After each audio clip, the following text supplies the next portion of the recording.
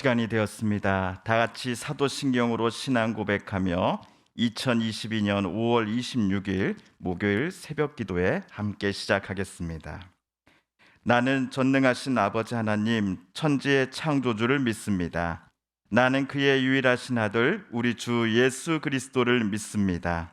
그는 성령으로 잉태되어 동정녀 마리아에게서 나시고 본디오 빌라도에게 고난을 받아 십자가에 못 박혀 죽으시고 장사된 지 사흘 만에 죽은 자 가운데서 다시 살아나셨으며 하늘에 오르시어 전능하신 아버지 하나님 우편에 앉아 계시다가 거기로부터 살아있는 자와 죽은 자를 심판하러 오십니다. 나는 성령을 믿으며 거룩한 공교회와 성도의 교제와 죄를 용서받는 것과 몸의 부활과 영생을 믿습니다. 아멘. 오늘 우리가 함께 읽을 기록된 하나님 말씀은 레위기 6장 24절에서 30절까지의 말씀입니다. 여호와께서 모세에게 말씀하여 이르시되 아론과 그의 아들들에게 말하여 이르라. 속죄제의 규례는 이러하니라.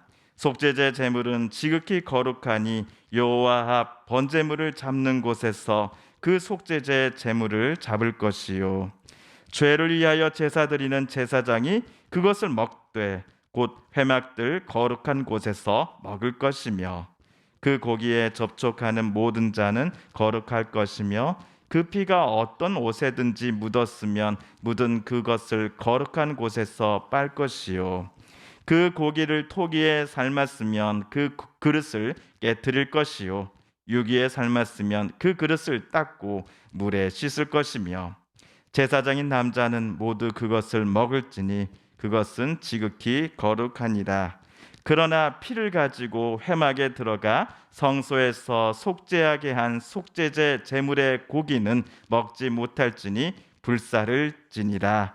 아멘. 이번 주 화요일에는 번제에 관한 추가 설명을, 그리고 어제 수요일에는 소제에 대한 추가 규례를 하나님은 각각 모세에게 일러 주셨습니다. 물론 어제 소제와 관련해서 하나님께서 모세에게 덧붙여 말씀하신 설명 중에는 레위기 2장 본편과 똑같은 것이 많이 있었지요.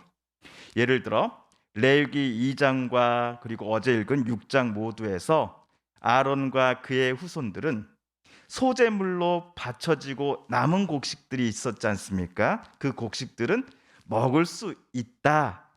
하나님께서 지정하신 곳에서 먹을 수 있다라고 하나님은 어제 모세에게 알려주셨습니다. 그러나 소제로 바쳐지고 남은 봉헌자의 곡식은 거룩한 것이니 이것을 만지는 자 역시 거룩해야 한다. 구별되어야 된다. 라고 하는 하나님의 당부는 어제 추가 설명이 적힌 6장에만 나와 있습니다. 또한 제사장으로서 위임을 받고 유임식까지 치른 아론의 후손들은 유임식 당일부터 매일 아침과 저녁마다 고운 가루 각각 20분의 1씩을 소제로 바쳐야 한다라는 내용도 어제 읽은 6장에서만 나오지요. 그런데 제사장이 매일 아침 그리고 저녁으로 바치는 소제가 일반 사람들이 하나님께 바치는 소제와 다른 점이 하나 있었습니다. 그것은 바로 제사장이 소제로 바치는 곡식들은 한 줌의 남김도 없이 모두 제단 위에 올려놓고 불살라야 했다라는 점입니다. 완전히 태워지고 불살라 재가 되어지는 이 곡식 가루처럼 제사장은 매일매일을 자신의 삶을 하나님께 온전히 바쳐 올려드리는 삶을 살기로 다짐했을 것입니다. 그러므로 레위기를 묵상하는 중인 우리들도 오늘 하루 어느 곳에서 무엇을 하든지 하나님이 기뻐하시는 거룩한 산 제물로 우리를 하나님 앞에 바쳐드리기를, 또 하나님께서 아름답게 우리의 삶을 빚어가 주시고 인도해 주시기를 이 아침 다짐하며 기도하고 싶습니다. 자, 한편 오늘 우리가 읽은 본문은 추가 설명, 본편에 이은 추가 설명 제 세 번째 시간으로서 속죄제 추가 규례편입니다. 자, 앞에서 하나님께서 모세에게 알려주신 제사는 번제, 소제, 화목제, 속죄제, 속건제 순이었지요. 하지만 추가 규정편에서는 순서가 좀 다르게 나옵니다. 번제, 소제까지는 본편과 순서가 같으나 소제 다음으로 화목제가 나오지 않고 뭐가 나옵니까? 속죄제가 나오고 그 다음에 속건제, 마지막으로 화목제가 나오게 됩니다. 자, 잠시 속죄제 본편에서 읽었던 내용을 이 시간 떠올려 보겠습니다. 속죄제가 어떤 때 드렸던 제사였지 하는 우리 그 기억을 한번 떠올려 보도록 하겠습니다. 레위기 4장 2절과 3절을 우리 화면을 보시면 같이 한번 읽어보겠습니다. 시작. 이스라엘 자손에게 말하여 이르라. 누구든지 여호와의 계명 중 하나라도 그릇 범하였으되 만일 기름 부음을 받은 제사장이 범죄하여 백성의 허물이 되었으면 그가 범한 죄로 말미암아 흠없는 수송아지로 속죄 제물을 삼아 여호와께 드릴지니. 아멘. 하나님은 하나님의 백성 하기로 맹세한 이스라엘 민족이 하나님의 백성답게 살기를 기대하셨습니다. 미가 선지자는 이렇게 말했습니다. 공의를 행하며 인자를 사랑하며 늘 겸손히 하나님과 동행하며 살아가는 것이야말로 하나님께서 당신의 백성에게 원하시는 것이다 라고 말이지요. 하지만 어떤 한 개인이 또는 지파의 대표격인 족장이 아니면 이스라엘 민족 전체가 그리고 거룩한 기름 부음을 받은 제사장이 하나님이 바라시는 바와는 정면으로 반대되는 생각과 말과 행동을 했을 때 그들은 해당 규정에 따라 속죄제를 드려야 했습니다. 그들이 부지 중에 하나님의 뜻에 반하는 일들을 행하였고 시간이 흘러서 자신들의 행위가 하나님 보시기에 악한 일이었음을 깨달았다 한다면 그들은 하나님께로부터 용서받기 위하여 각자에게 해당하는 속죄 제물을 가져와 속죄제를 드려야 했습니다. 그것이 우리가 지난번 읽었던 4장의 내용이었지요. 제사장 또는 이스라엘 민족 전체가 속죄제를 드려야 할 때의 속죄 제물이 무엇이었는지 우리 기억나시지요? 바로 수송아지였습니다. 제사장 한 명도 수송아지였고요. 이스라엘 민족 전체가 드려야 할 속죄제의 제물도 수송아지 한 마리였습니다. 속죄 제물이 된 수송아지의 내장에 붙은 모든 기름 그리고 콩팥과 간에 있는 꺼풀과 기름들을 따로 떼어내서 이 기름들만 번제단 위에 올려놓고 불사릅니다. 그렇다면 내장과 가죽, 고기 등은 속죄제 때 어떻게 처리했을까요?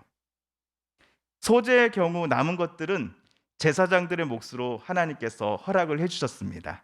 하지만 속죄제의 경우 수송아지의 기름을 제외한 나머지 부분들은 제사장이라고 하여서 먹을 수 있는 게 아니었습니다. 수송아지의 기름을 뺀 나머지 모든 것들, 가죽, 고기들, 또 내장 이런 것들은 제사장이 진영 밖으로 가져다가 하나님이 지시하신 특별한 곳에서 태워야 했기 때문이었습니다. 이 설명이 오늘 우리가 읽은 6장 30절에서도 나옵니다. 6장 30절을 읽어볼까요? 시작. 그러나 피를 가지고 회막에 들어가 성소에서 속죄하게 한 속죄제 제물의 고기는 먹지 못할지니 불사를 지니라. 아멘. 자, 반면 속죄제를 드리려고 하는 족장의 속죄 제물은 흠없는 순염소였습니다. 그리고 일반 평민 개인이 속죄 제물로 흠없는 암염소를 하나님 앞에 가져다가 속죄제로 바쳤습니다. 자, 경제적 여건이 힘든 사람의 경우에는 흠없는 어린 암양도 가능했고요. 그것도 힘들다. 그러면 집비둘기 2마리를 이것도 더 힘들다. 그러면 곡식을 속죄 제물로 바쳐도 된다라고 쓰여져 있었습니다. 자, 족장 또는 일반 개인이 속죄 제물로 바친 순염소, 암염소, 어린 암양도 수송아지와 마찬가지로 기름을 따로 떼어서 번제단에 올려다 놓아야 합니다. 그런데 수송아지와 달리 염소와 암양은 속죄 제물임에도 불구하고 제사장이 하나님께서 지정하신 장소에서 먹을 수 있었습니다. 이 설명이 속죄제 추가 규정이 기록된 오늘 말씀 6장 25절 그리고 26절에 나오고 있습니다. 제가 25절 26절을 읽어보겠습니다. 아론과 그의 아들들에게 말하여 이르라. 속죄제의 규례는 이러하니라. 속죄제 제물은 지극히 거룩하니 여호와 앞 번제물을 잡는 곳에서 그 속죄제 제물을 잡을 것이요 죄를 위하여 제사 드리는 제사장이 그것을 먹되 곧 해막 뜰 거룩한 곳에서 먹을 것이며. 주석가들은 제사장들이 속죄 제물로 바쳐진 이 흠없는 순염소나 순양 또 암양을 회막에 모여서 먹을 수 있는 이유에 대해 이렇게 설명했습니다. 제사장들이 함께 이 회막에 지정한 곳에서 모여 염소와 양을 먹는 모습을 통하여 봉헌자는 죄를 용서받기 위해 자신이 바친 이 속죄 제물을 하나님께서 기쁘게 받아주고 계시는구나라는 사실을 확인받았을 것입니다 라고 주석가들은 해석합니다. 그 내용이 그리고 27절 28절을 다 같이 읽어보겠습니다. 시작. 그 고기에 접촉하는 모든 자는 거룩할 것이며 그 피가 어떤 옷에든지 묻었으면 묻은 그것을 거룩한 곳에서 빨 것이요 그 고기를 토기에 삶았으면 그 그릇을 깨트릴 것이요 유기에 삶았으면 그 그릇을 닦고 물에 씻을 것이며. 하나님께서 이런 지시를 내리신 이유가 무엇이었을까요? 속죄 제물은 누군가의 죄를 대신 짊어지고 죽은 것이기 때문에 특별히 구별된 것인 것 동시에 또한 부정한 것이었기 때문일 것입니다. 한편 속죄 제물로서 수송아지는 제사장 자신이 범죄를 하고서 또는 제사장이 포함된 민족 전체가 죄를 범하였기에 하나님의 용서를 구하고자 올려드리는 제물이었습니다. 그러므로 제사장은 본인이 저지른 죄를 용서받고자 자기가 안수하고 도살했던 이 수송아지를 먹을 수 없었던 것입니다. 기름만 번제단 위에 올려놓고 태우고 나머지 모든 것들은 진영 밖으로 나가서 거기서 완전히 제가 되도록 태워야만 했습니다. 그런데 여기서 속죄제물로 바쳐진 수송아지를 처리하는 모습 속에서 우리는 십자가 처형을 당하신 예수님을 생각할 수 있습니다. 예수님은 예루살렘 성내에서 재판을 받으신 후 성문 밖으로 나가 갈보리 언덕에 세워진 그 십자가에 못 박혀 죽으셨기 때문입니다. 구약의 선지자 이사야는 예수님을 가리켜 이렇게 예언한 바 있습니다. 같이 읽어볼까요? 이사야 53장 5절입니다. 시작. 그가 찔림은 우리의 허물 때문이요 그가 상함은 우리의 죄악 때문이라. 그가 징계를 받음으로 우리는 평화를 누리고 그가 채찍에 맞음으로 우리는 나음을 받았도다. 아멘.